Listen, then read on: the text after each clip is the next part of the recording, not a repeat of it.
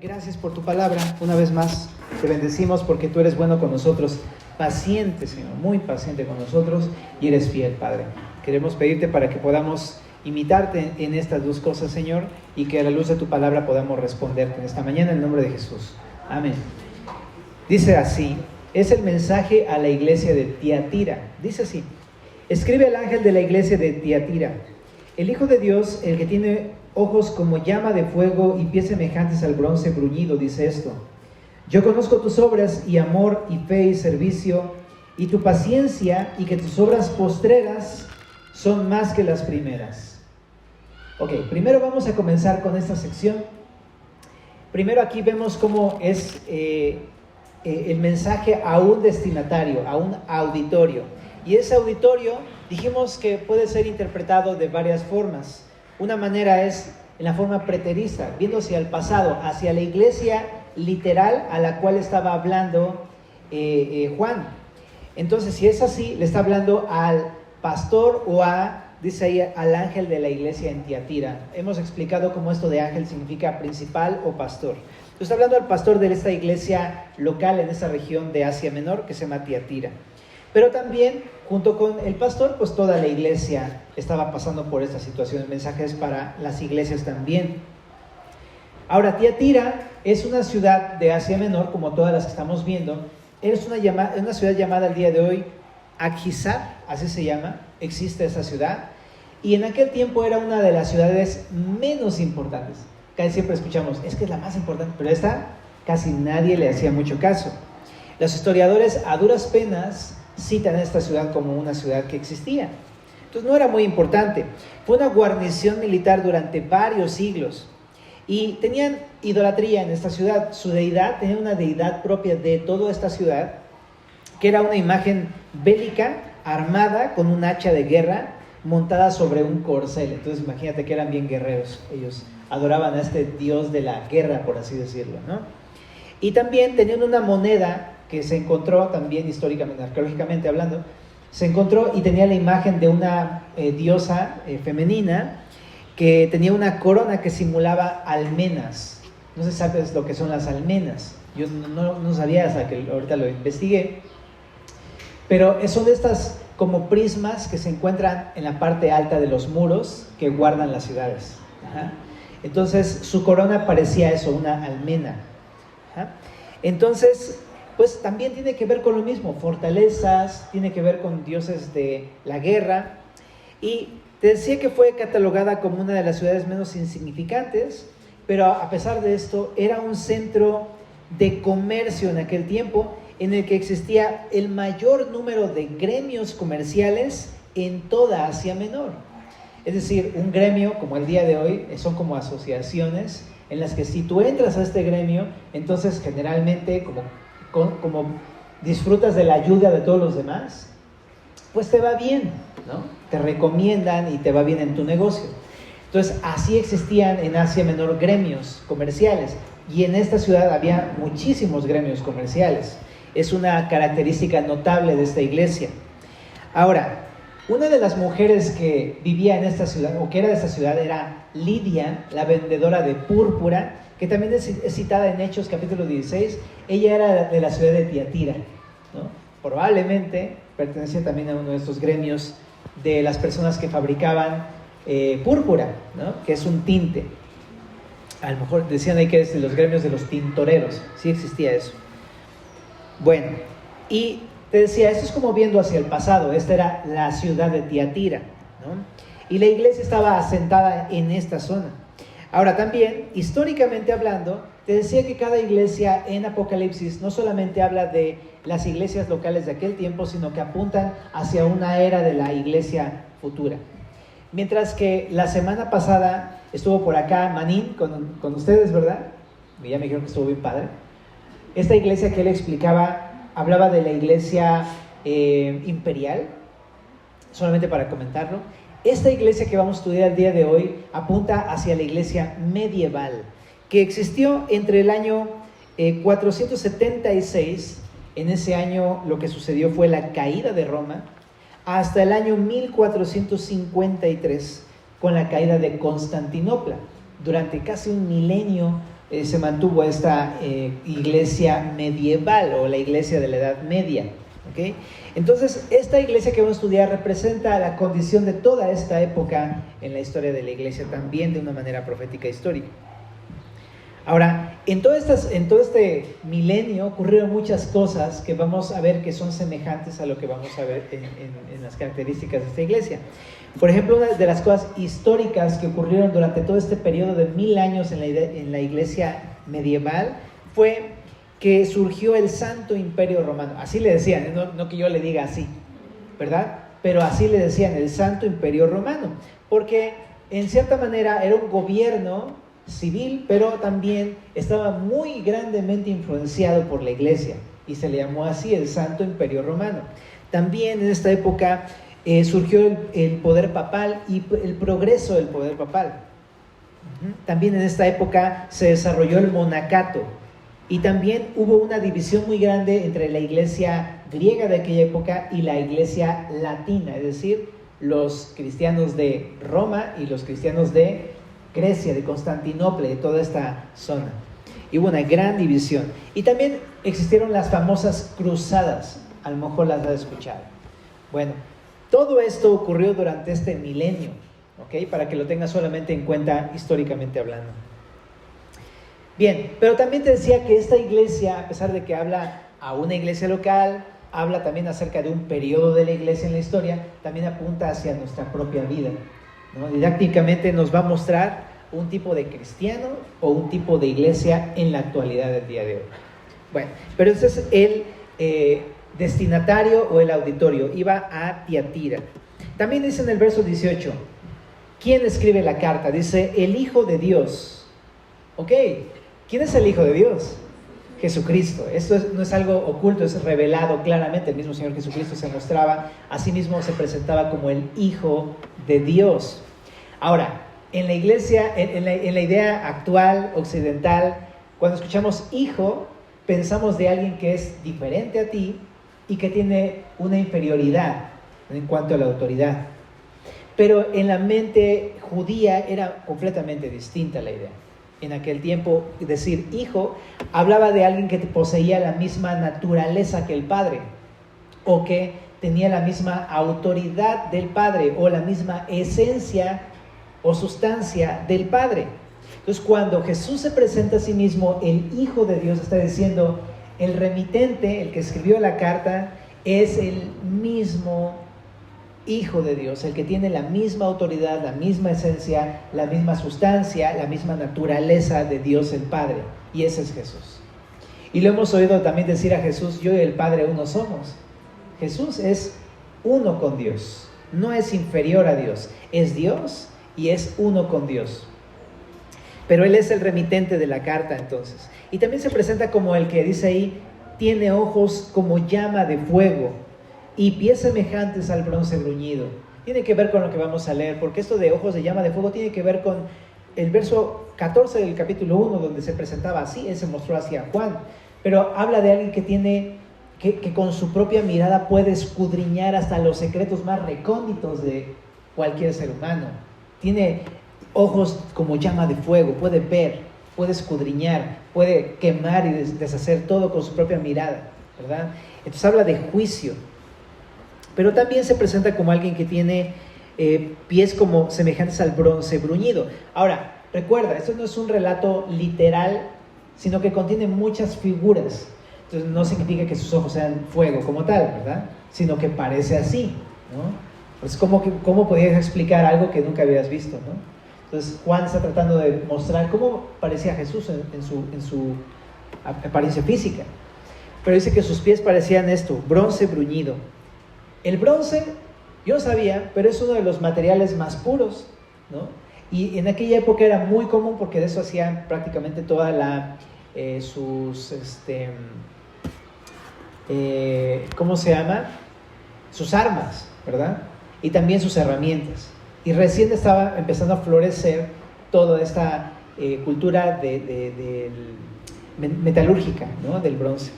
Pero entonces, al ser pues un material puro, probablemente lo que denota al decir Jesús que tenía pies como bronce bruñido tenía que ver con su pureza. Él es completamente puro. Pero también es un material muy fuerte, te decía, es ocupado para las armas, entonces también tiene que ver con la permanencia de Dios, la permanencia de Jesús. Él es un rey cuyo reino permanece para siempre. Él es fuerte, Él es indestructible, Él es inconmovible. De eso probablemente también habla el bronce en esta sección. Así que se presenta así, y ahorita lo vamos a ver. Tiene mucho que ver con lo que vamos a estar estudiando. Muy bien, pero vamos a hablar del verso número 19. ¿Por qué está diciendo todo esto Jesús? Dice a la iglesia: yo conozco tus obras y amor y fe y servicio y paciencia, y que tus obras postreras son más que las primeras. Como siempre, ¿no? Casi siempre todas las iglesias de Asia Menor les da un elogio a las iglesias. Y había cosas muy buenas en esta iglesia, como en otras ocasiones. Es una iglesia donde Jesús conoce todo lo que hace, y son buenas obras las que hacen hacia el Señor, ¿no? También dice que conoce su amor. Entonces, una iglesia que tanto amaba a Dios como se amaban entre ellos mismos, tenían amor entre ellos. También dice que tenían fe. Y esto de fe, la palabra fe significa confianza, es la palabra pistis, significa confianza o poner tu peso en algo que sabes que te va a sostener. Entonces, ellos tenían su peso depositado en el Evangelio, en quién es Jesús, en lo que había hecho en la cruz. Él pagó sus pecados, resucitó al tercer día y Él es el Rey de Reyes. Y la iglesia estaba completamente confiada en Jesús y descansaba en esta fe. Y también dice que conocía su servicio, significa que es una iglesia que era muy activa, estaba sirviendo todo el tiempo a los demás. O sea, no hablamos solamente de los servidores de la iglesia, sino entre todos se servían unos a otros. Era una característica interesante de la primera iglesia también al principio del siglo I, ¿verdad? Como dice que vendían sus casas, sus pertenencias y lo compartían. Y pues era una comunidad, una familia, pues, ¿no? Eso es lo que era la iglesia de Tiatira. Y también dice aquí, y tu paciencia. Esta palabra es muy importante en este texto. Esta palabra paciencia tiene que ver con varias cosas. Tiene que ver con soportar bajo presión, soportar bajo prueba, o continuar haciendo algo constantemente a pesar de la prueba, o perseverancia. En otras palabras, es una iglesia que, como lo dice una traducción también, ellos estaban constantemente obedeciendo al Señor. Eran constantes en su servicio, eran constantes en su amor, eran constantes en sus obras. Eso es lo que tenía esta iglesia. Y también dice acá, y que tus obras postreras son más que las primeras. O sea, que también eran constantes en ayudar a las personas más que al principio. Es una iglesia que iba creciendo en carácter. Esa es la iglesia de Tiatira.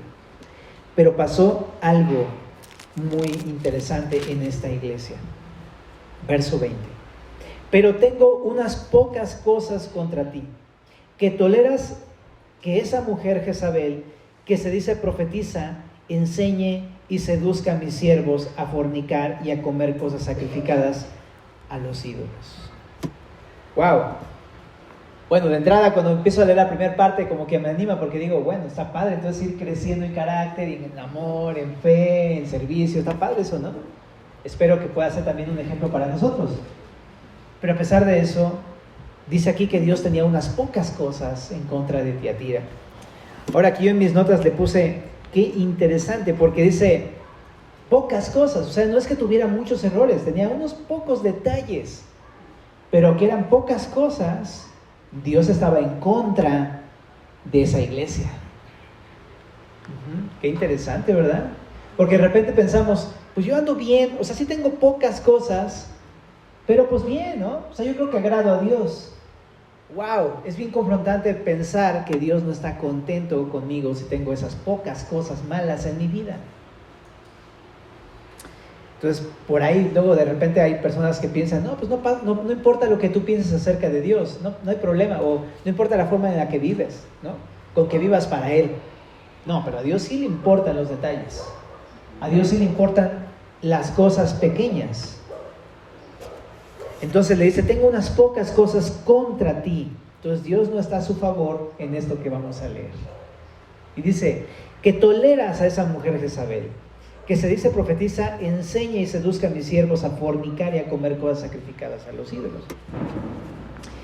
Entonces, primeramente aquí nos aparece este gran peligro en la iglesia. Este gran peligro que enfrentaba era la tolerancia de la idolatría y de la inmoralidad.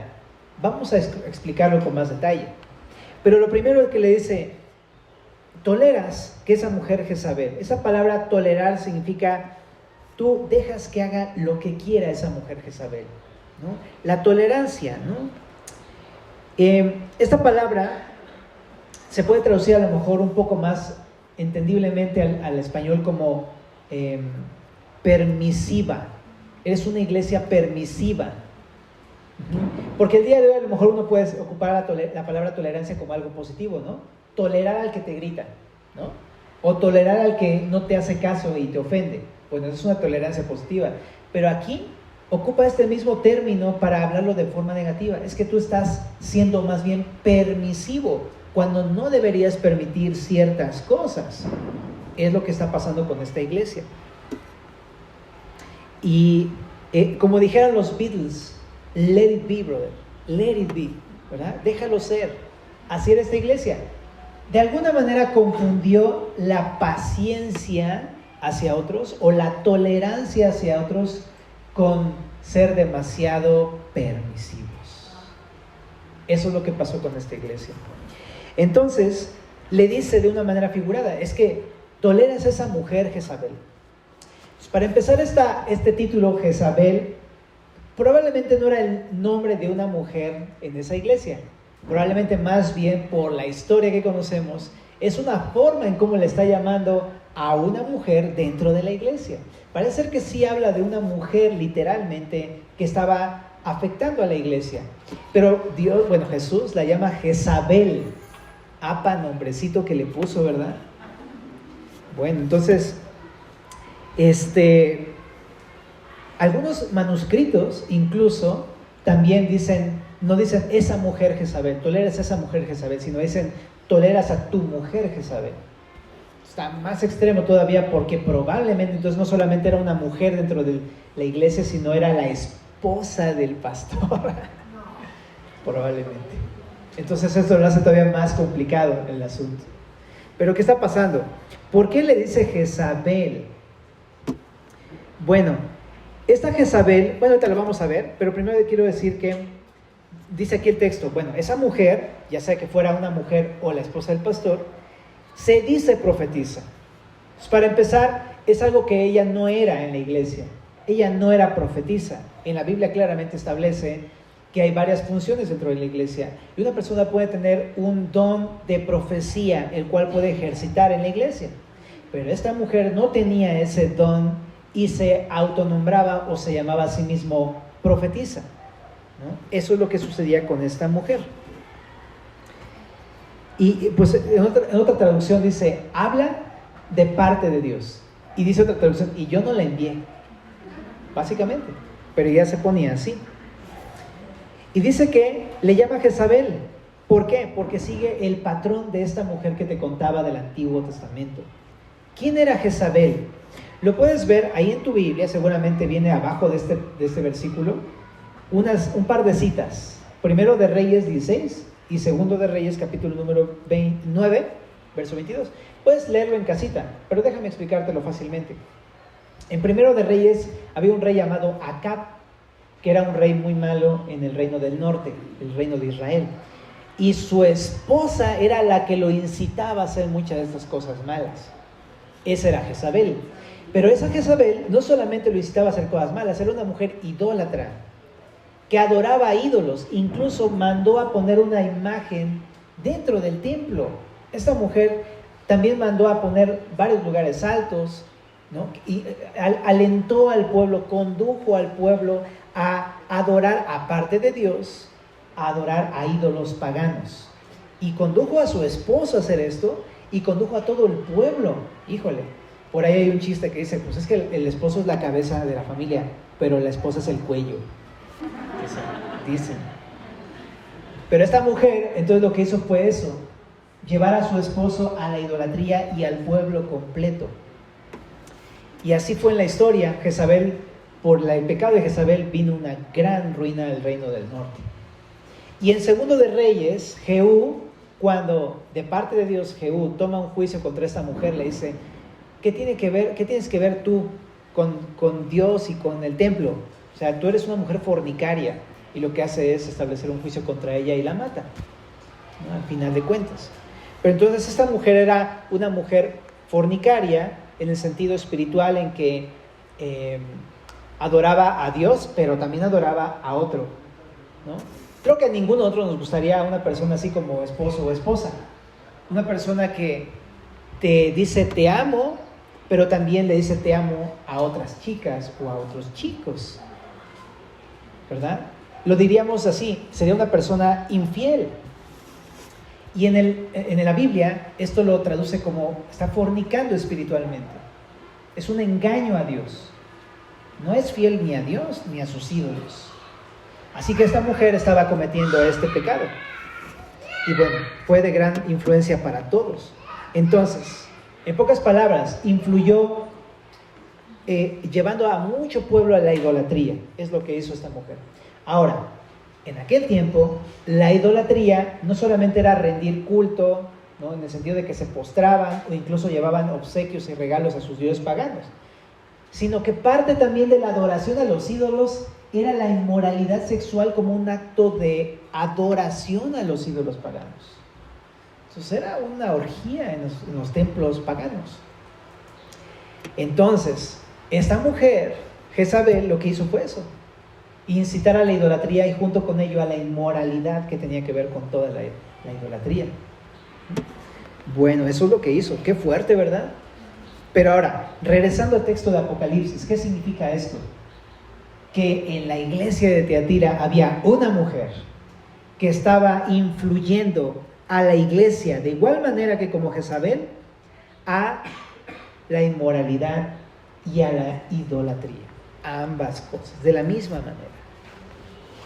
Y ahí lo dice, ¿no? Dice, enseña esto. Es algo que ella enseñaba y aparte seducía o engañaba a los miembros de la iglesia a hacerlo. Y también dice que no engañaba a cualquiera, engañaba a los siervos de Dios. Entonces, nada más entre paréntesis, quiero nada más, antes de que se me olvide, no creas que por servir al Señor dices, no, pues yo ya estoy firme, yo ya hasta sirvo a Dios. Ahí es a donde está el blanco más apuntado del diablo. Y entonces esta mujer iba ahí a hablarle a sus siervos, a los siervos de Dios, y los engañó y los hizo caer. Y dice que los enseñó a fornicar y a comer cosas sacrificadas a los ídolos. Pero estamos hablando aquí probablemente de los gremios. Ahí probablemente donde se desenvolvía toda esa actividad. Por eso te comenté al principio que cuando tú querías, en la ciudad de Tiatira, si tú querías que te fuera bien en tu negocio, te hacías parte de un gremio, te agremiabas, ¿verdad? Y ahí entonces te iba bien porque te recomendaban unos con otros, ¿no? Ya eras parte de todo el sindicato. Ok, perfecto. Pero el problema es que estos gremios, cuando tú participabas en eso, también tenías ciertas responsabilidades que cumplir. Por ejemplo, hacían fiestas a sus ídolos, porque cada gremio tenía su propio dios pagano. Y parte de toda esta asociación con los gremios es participar de la adoración en estas fiestas paganas y comer de los sacrificios a estos ídolos, pero como una forma de adoración a estos ídolos.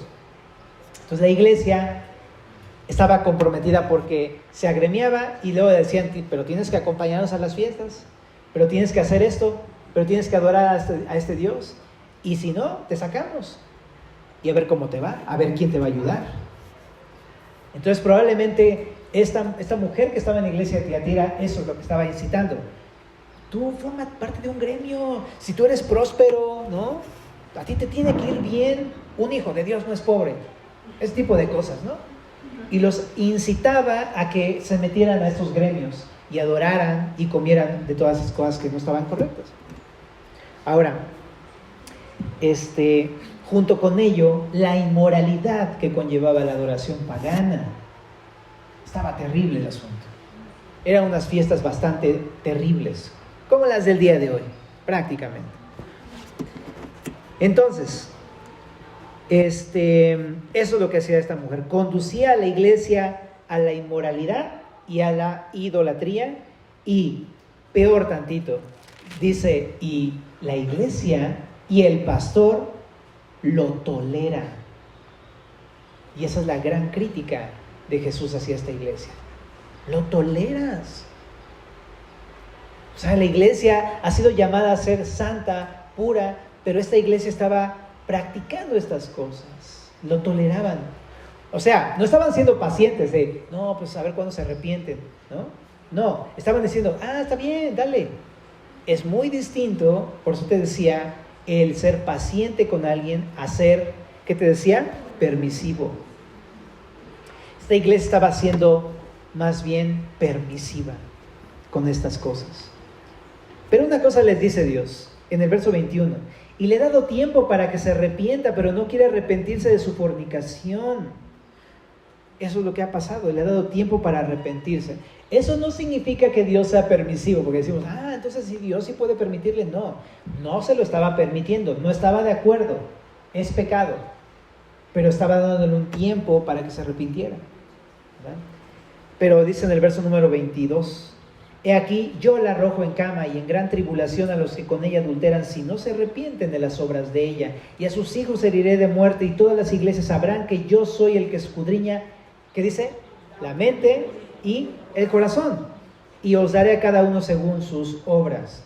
Entonces el castigo de esta iglesia, si no se arrepentía, y de las personas que estaban participando con esta mujer, e incluso, ahí lo dice, a esa misma mujer, el castigo a esa mujer,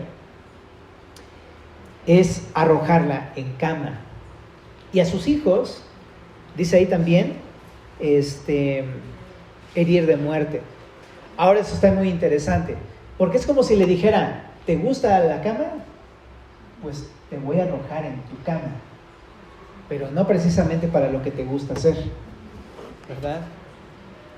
Y también está muy interesante porque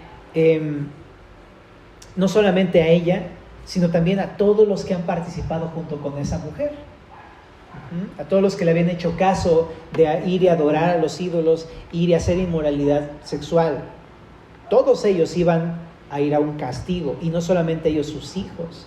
Me recuerda mucho a David, cuando David fornicó con Betsabé, también sufrió ese castigo. Dios le quitó la vida a su hijo como parte de esa disciplina. Y es lo mismo que está anunciando también aquí Dios con esa mujer, todos esos agremiados y sus hijos. Pero dice, si no se arrepienten. O sea, eso me da esperanza, porque digo, bueno, espero que se hayan arrepentido aún todavía un rato y ya, ¿no? Se libraron del juicio de Dios. Bien, pero en el verso 24 al 25 dice, pero a vosotros y a los demás que están en Tiatira, a cuantos no tienen esa doctrina y no han conocido lo que ellos llaman las profundidades de Satanás, yo os digo, no os podré cargar, pero lo que tenéis, retenedlo hasta que yo venga. O sea, que va a dar las instrucciones Dios hacia esta iglesia que tiene que hacer, ¿no? En primer lugar, arrepentirse, que es lo que estamos viendo que es muy obvio. O sea, arrepentirse significa darle la vuelta a ese pecado y dejar eso, ¿no? Pero también le dice, no les voy a imponer carga, solamente retén lo que tienes. Es decir, pórtate como lo has hecho. ¿Cómo lo he hecho? Con fe, con amor, ¿no? ¿Qué dice ahí también? Haciendo obras, servicio, con paciencia, o sea, constantemente y perseverantemente obedeciendo al Señor y sirviendo a los demás. Todo eso, dice, sigue igual, solamente deshazte de esto que está mal. Es lo que le pide a esta iglesia. Muy bien. Y en el verso número 24 solamente hay algo que aclarar. ¿Qué significa esto de las profundidades de Satanás? ¿Verdad? Bueno, en aquel tiempo había una corriente muy fuerte, el gnosticismo. ¿Verdad que lo hemos platicado en algunas ocasiones? No es como el día de hoy los gnósticos.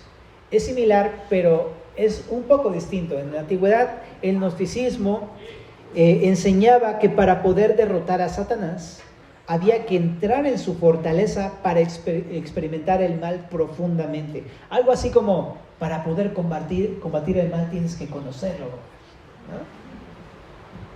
O sea, practícalo y tú pruébalo para que veas qué es lo que está mal y te vas a dar cuenta, ¿no? Dónde derrotar. Pero eso realmente era una herejía, ¿no? Es un error. Entonces, Pues eso, como cuando tus cuates te dicen, tú vamos a probar, no pasa nada, ¿no?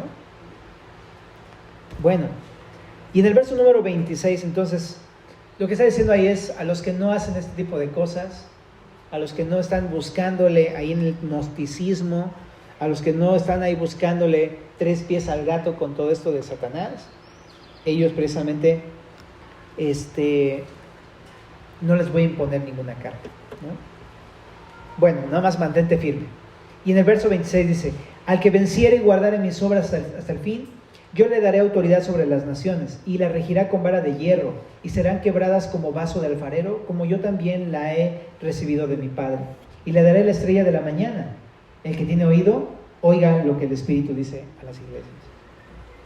Entonces aquí vencer, en esta porción, significa no tolerar la inmoralidad y la idolatría, de lo que estamos estudiando. Eso es lo que significa vencer. No dejarse influir por las Jezabeles de aquella época, por esa Jezabel, por esa mujer, ¿no? Y no adorar a ningún otro Dios, y no cometer pecado de inmoralidad junto con eso. Muy bien. ¿Y cuál es la recompensa que ofrece Jesús aquí? Pues lo que ofrece es algo que también ya había escrito en el Salmo 2, verso número 8 y 9. Nada más voy a leer este par de versículos. Dice así: pídeme y te daré por herencia las naciones y como posesión tuya los confines de la tierra. Los quebrantarás con vara de hierro, como vasija de alfarero los desmenuzarás. Este salmo es un salmo mesiánico que habla de Cristo anticipadamente, ¿no? En el libro de los Salmos. Pero habla de la autoridad que tiene Jesús. Jesucristo tiene la autoridad sobre todas las naciones como posesión suya, y tiene el poder para quebrantar con vara de hierro. Es una imagen figurada, ¿no? Es decir, una autoridad completa sobre todas las naciones, sobre todos los que se han levantado en contra del Señor. Y dice que los va a desmenuzar como si fueran vasijas de barro. ¿Alguna vez has tratado de romper una piñata con algo así macizo de hierro? O sea, nada más le das un golpecito y ¡prum! O sea, se destruye por completo, ¿no? Pues así es la autoridad del Señor Jesucristo. Tiene la autoridad suprema, ¿verdad? Pero lo que sorprende es que dice, al que venciere y guardare mis obras hasta el fin, o sea, al que se mantenga firme cumpliendo mi voluntad, yo le voy a dar la autoridad que poseo. Esto está como para volarse los sesos. El Señor quiere compartirnos de su autoridad para que reinemos junto con Él. Es lo que le está diciendo a la iglesia. Para que podamos ejercer autoridad junto con Jesús. No somos Jesús, por supuesto que no, pero Él nos va a compartir de esa autoridad, de manera que vamos junto con Él a regir con vara de hierro, y serán quebradas las naciones como vaso de alfarero. ¡Qué impresionante! Y dice el verso número 28, y le daré la estrella de la mañana. ¿Ok? Bueno, entonces, en entrada, si pertenecías a un gremio, tú probablemente te sentías no como una autoridad, sino como alguien que no tenía el control de nada. Me encanta que el Señor vaya a recompensar con autoridad a todos los que se someten a Él, ¿no? Pero aquí también, en el verso 28, dice que le daré la estrella de la mañana. ¿A qué se refiere esto? En Apocalipsis capítulo 22, verso 16, Jesús mismo se llama la estrella de la mañana. Déjame leerte este versículo, dice así: yo, Jesús, he enviado a mi ángel para daros testimonio de estas cosas en las iglesias. Yo soy la raíz del linaje de David y la estrella resplandeciente de la mañana. Lo que está diciendo Jesús, le voy a dar autoridad y me voy a dar a ellos. Jesús ahora se llama a sí mismo como una estrella, como algo resplandeciente, ¿verdad? Porque eso es lo que va a hacer del creyente. Va a hacerle resplandecer, a pesar de que en estos momentos esté metido en un mundo de oscuridad. Habla de una exaltación, ¿verdad?, hacia el creyente. Bueno, pero hemos acabado nuestra porción. ¿Qué podemos llevarnos para casa o qué podemos aprender de manera personal nosotros? Ok, pues esta parte es la que más me gusta. Luego es bien difícil explicar contexto y todo eso, pero hablar así cosas prácticas me encanta. Hay un peligro en nuestras vidas, familia, ¿no? Así como lo había en aquella iglesia. El peligro es la tolerancia, o puede decir la permisividad hacia las personas dentro de la iglesia que conducen a otros a la idolatría y a la inmoralidad. Ser permisivos con personas dentro de nuestra comunidad que alienten a otros, que conduzcan a otros, que animen a otros a hacer lo que está mal. Me gustaría decir que no es cierto, pero desgraciadamente en las iglesias sucede eso. Hay personas que muy probablemente, como esa Jezabel, o no están arrepentidos o no conocen al Señor, que inducen a las personas a la idolatría, que inducen a las personas a la inmoralidad sexual. Es muy popular escuchar casos de chicas engañadas en la iglesia, porque este fulano fue y le dijo, y le endulzó el oído, y le dijo de cosas bonitas, y la llevó hacia el pecado. Un Jezabelo. Pero no te pienses, las mujeres tampoco se quedan atrás, porque hay chicas que inducen a los hombres a caer en pecado, con quizá a lo mejor no de la misma manera que los hombres, pero también puede llegar a suceder, con aceptar invitaciones, con hacer ciertos gestos cariñosos, sugerir ciertas cosas y demás. Y así es lo que está pasando. Son Jezabeles en la iglesia, ¿sabes? Y estamos hablando de la inmoralidad y de la idolatría. Entonces, qué fuerte, ¿no? Es algo que, digo, no me gustaría pensar que sucede, pero sí sucede. Entonces, primeramente quiero decir, yo no sé si alguno de los que estamos aquí estamos haciendo esto con alguien de nuestra misma congregación. Porque a lo mejor tú dices, bueno, yo no lo hago, pero no sé si a lo mejor les has echado un ojito, ciertas invitaciones, ciertos mensajitos, tratarlos distinto. Tengamos cuidado, hermanos, porque uno pensaría, yo, Jezabel, no, nada que ver, pero no sabes, ¿no? Por eso dice el Señor, el que cree estar firme, mire que no caiga.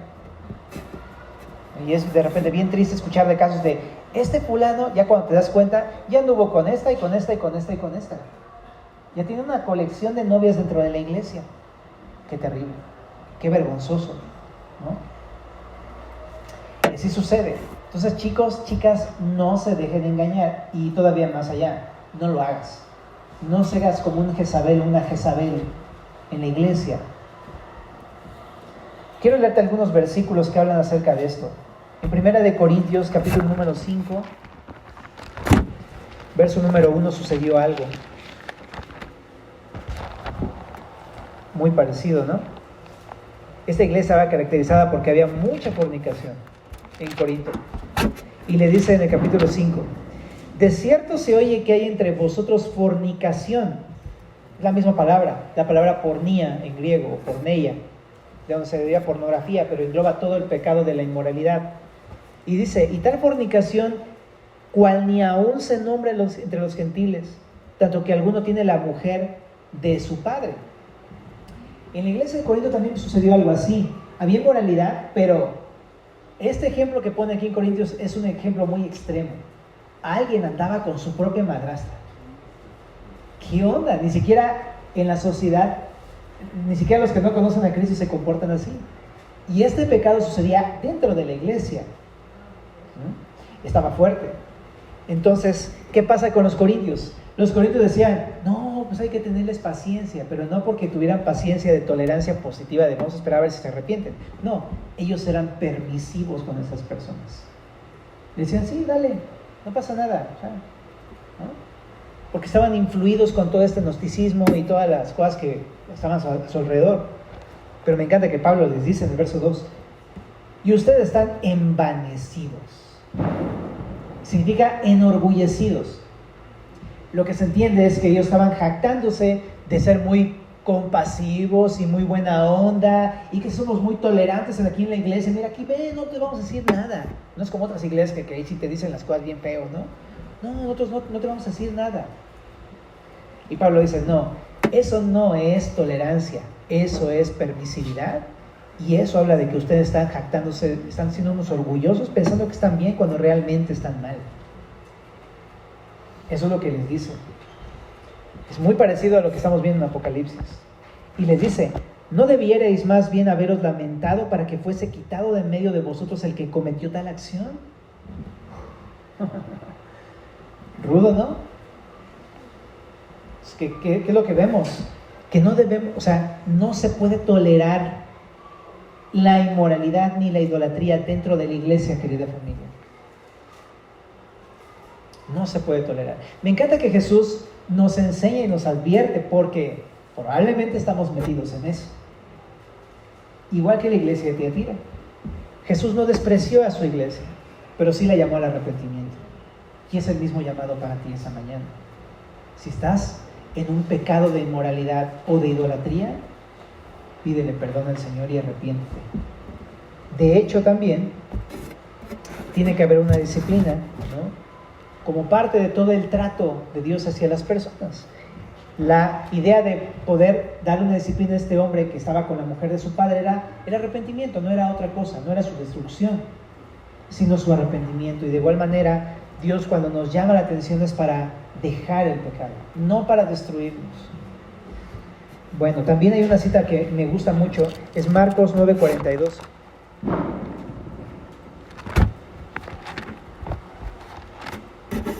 Cualquiera que haga tropezar a uno de estos pequeñitos que creen en mí, mejor le fuera si se le atase una piedra de molino al cuello y se la arrojase en el mar. Creo que es algo que ya estudiaron con Manín, me imagino. Pero el punto es lo mismo. Hacer tropezar a otros es ponerte la soga al cuello. No incites a las personas a cometer pecado, ¿no? Y también en 1 Corintios capítulo número 5, en el verso número 11, dice, más bien os escribí que no os juntaseis con ninguno que llamándose hermano fuere fornicario o avaro o idólatra o maldiciente o borracho o ladrón, con el tal ni aun comáis. Porque ¿qué razón tendría yo para juzgar a los que están afuera? ¿No juzgáis vosotros a los que están adentro? Lo que está diciendo es, esta instrucción de querida familia no es para los que no conocen a Cristo, sino para la iglesia que conoce a Cristo. Los que no conocen a Cristo es normal que vivan así, porque no conocen al Señor y no se han arrepentido de sus pecados. Por eso viven en fornicación y en idolatrías, de muchas formas. Pero la iglesia no debería hacer eso. Por eso Pablo aclara, esta instrucción es para la iglesia, no es para los de afuera, es para la iglesia. Así que tengámoslo en cuenta, porque la iglesia entonces puede caer en pecado, la iglesia puede hacer estas cosas. Entonces, es lo que tiene que haber, ¿no? Arrepentimiento en la iglesia. Es el primer peligro, el peligro de tolerar a las personas que incitan a otros al pecado, a la inmoralidad y a la idolatría. Ya no hablamos de idolatría, pero es todo aquello en lo que deposita su fe que no es Cristo. Es muy fácilmente en estos tiempos confiar en la medicina. Es un gran ídolo el día de hoy. No que no sirva, todos la usamos. Pero una cosa es que la uses y otra cosa es que tengas tu confianza puesta en tu medicina. ¿Verdad? Igual, todos usamos un carro, gloria a Dios. Pero el tener puesta mi confianza en mi carro, o en mi casa, o en mi herencia, o en mis bienes, o en mi fuerza, o en mi prudencia, es idolatría. De hecho, ahorita vamos a ver, pero también la misma fornicación es idolatría. Ok. ¿Por qué? Pues es adorarte a ti mismo, tu placer, el yo, el ego, ¿no? Es idolatría. Pero el segundo peligro que enfrentamos como iglesia es el peligro de tolerar en mi vida la idolatría, no en otros solamente, sino en mi vida. Entonces, quisiera como decirlo muy práctico. Hay Jezabeles que te pueden llegar a invitar al pecado. ¿Qué tienes que hacer? Apártate de ellos. Puede ser una amistad, puede ser un gremio, tus compañeros de trabajo que vamos a la fiesta, compadre, ¿no? Eso sí, pues si vienes es para echarte una con nosotros, ¿no? Así. Tus obligaciones laborales, ¿no? Es que tengo que hacerlo porque en el trabajo si no me despiden y ya no me va a ir bien. Entonces ese tipo de cosas, ten cuidado de la influencia de las influencers, ¿no? Jezabeles. Número 2, el pecado de inmoralidad es idolatría. en 1 Corintios 6:10, dice, bueno, desde el 9, ¿no? Como que tenemos que decirlo. Dice, ¿no sabéis que los injustos no heredarán el reino de Dios? No erréis, ni los fornicarios, ni los idólatras, ni los adúlteros, ni los afeminados, ni los que se echan con varones, ni los ladrones, ni los avaros, ni los borrachos, ni los maldicientes, ni los estafadores heredarán el reino de Dios. Órale, el pecado de inmoralidad e idolatría es un pecado muy grave, ¿no? Dice ahí, no heredarás. Si lo practicas, no vas a heredar el reino de Dios. Significa que nunca fuiste cristiano realmente. Pero dice, ¿no? Y esto era a algunos, mas ya habéis sido lavados. Me encanta que le dice a la iglesia eso. Te estás comportando como algo que no eres, porque Dios ya te lavó. Ok, vamos a pasar a otra cita, en Marcos 7:21, ¿no? Habla acerca del origen de todas estas fornicaciones, porque tú puedes decir, no, pues es que es por culpa de Jezabel. Y va a decir, Jezabel, ¿yo qué culpa tengo? Yo nada más te invité, tú que hiciste solito. Porque aquí en Marcos 7, verso número 21 dice, porque de dentro del corazón de los hombres salen los malos pensamientos, los adulterios, las fornicaciones, los homicidios, etc. Entonces una cosa es que uno te incite y otra cosa es que tú digas, va, me late chocolate. Y vas, pero es por tu propia cuenta. Cada uno de su propia concupiscencia es que uno peca. Uno quiere hacer las cosas. En Romanos 1:29, nada más para que lo apuntes, habla de que eso es como una característica del viejo hombre. Entonces, acuérdate, ya no es lo que somos nuevas criaturas. También en Colosenses 3:5, me encanta este versículo ahora que lo estuve leyendo, dice, haced morir pues lo terrenal en vosotros, fornicación, impurezas, pasiones desordenadas, malos deseos y avaricia, que es idolatría. Cosas por las cuales la ira de Dios viene sobre los hijos de desobediencia, en las cuales vosotros también anduvisteis en otro tiempo, en el pasado, cuando vivíais en ellas. Como dijera también en la palabra, ¿no? Ya basta el tiempo pasado para hacer lo que se me antojó la gana. Ahora ya no soy eso, ya no quiero vivir así. En Oseas 4:11 también me sorprendió. En Oseas 4:11 también dice algo muy interesante. Porque una persona que normalmente cae en un pecado así dice, pues yo estoy bien, pero dice, fornicación, vino y mosto, quitan el juicio. O sea, te hacen ser un tonto. Eso es lo que te hacen ser. Y por más que uno se jacte de estar bien y de creerse que todas se las sabe o no, si uno está en fornicación o en esos pecados, no tienes juicio. Te quita todo tu raciocinio, te quita el sentido común, te cauteriza tu conciencia. Eso es lo que hace este pecado. Entonces, ¿qué tengo que hacer? Primero, saber que el Señor es el que todo lo sabe. Él escudriña la mente y el corazón. Sus ojos son como llama de fuego. Aunque nadie lo vea, Él lo ve. Él lo sabe todo. Número 4, ¿qué tengo que hacer? Arrepiéntete. En 1 Tesalonicenses 4:3 dice,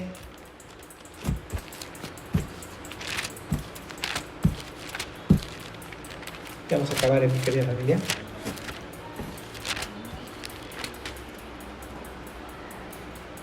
La voluntad de Dios es vuestra santificación, que os apartéis de fornicación. 1 Corintios 6:18 también dice algo muy parecido. Dice, huid de la fornicación. Cualquier otro pecado que el hombre cometa está fuera del cuerpo, mas el que fornica contra su propio cuerpo peca. ¿O ignoráis que vuestro cuerpo es el templo del Espíritu Santo, el cual está en vosotros, el cual tenéis de Dios y que no sois vuestros? Porque por precio habéis sido comprados. Glorificad pues a Dios en vuestro cuerpo y en vuestro espíritu, los cuales son de Dios. O sea, no te pongas a echarle una guerrita contra la fornicación, a ver hasta cuándo aguantas y a ver quién gana. No te pongas a echarte una guerrita contra los Jezabelos, ¿no? No, pues es que no pasa nada. No, salte corriendo, como José. Número 5. El Señor no es permisivo. Porque de repente uno puede pensar, no me ha castigado, pero no porque esté de acuerdo, sino porque te ha dado un tiempo, pero va a haber un tiempo en que va a decir, ya basta. En 2 de Pedro 3:9 dice que el Señor es paciente para con todos, porque quiere que todos se arrepientan. Entonces, si te ha dado tiempo es para que te arrepientas. Y número 6, si no hay arrepentimiento, como dijera a los de la iglesia de Tiatira, ¿quieres tu cama? Te voy a tirar en cama. Entonces, tengámoslo en consideración. El Señor nos quiere puros, familia, porque sus pies son como de bronce bruñido. Entonces, retengamos lo bueno, desechemos lo malo. 1 de Tesalonicenses 5:21. Y va a haber una recompensa. El Señor va a compartir su autoridad con nosotros y la estrella de la mañana nos será dada como recompensa. ¿Oramos? Señor, gracias por tu palabra una vez más, Señor. Ponemos en tus manos todo lo que hemos estudiado y leído esta mañana. Cámbianos, Señor. Danos una determinación fiel para hacerte fieles a ti, Señor. Y gloria a ti, Señor, en el nombre de Cristo.